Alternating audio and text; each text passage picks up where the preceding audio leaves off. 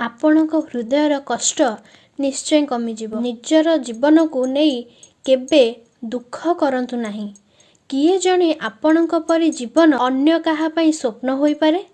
ପ୍ରଭୁ କୁହନ୍ତି, ମୁଁ ଶୋଇବା ପୂର୍ବରୁ ସମସ୍ତଙ୍କୁ କ୍ଷମା କରିଦେ, ମୁଁ ଉଠିବା ପୂର୍ବରୁ ତତେ କ୍ଷମା କରିଦେବି। ଜୀବନ ଏକ ଏମିତି ବହି ଅଟେ ଯାହାର 1000 ପୃଷ୍ଠା ଆପଣ ଆଜି ପର୍ଯ୍ୟନ୍ତ ପଢ଼ି ନାହାନ୍ତି।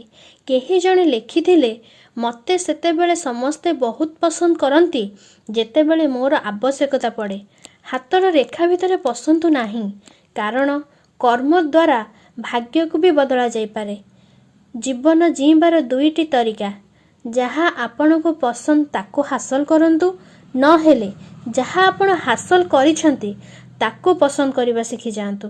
କେହି ଆପଣଙ୍କ ଭରସା ଭାଙ୍ଗିଲେ ତାକୁ ଧନ୍ୟବାଦ ଦିଅନ୍ତୁ, କାରଣ ସେ ଆପଣଙ୍କୁ ଏହା ଶିଖେଇ ଯାଆନ୍ତି ଯେ ଭରସା ବହୁତ ଭାବିଚିନ୍ତି କରିବା ଦରକାର।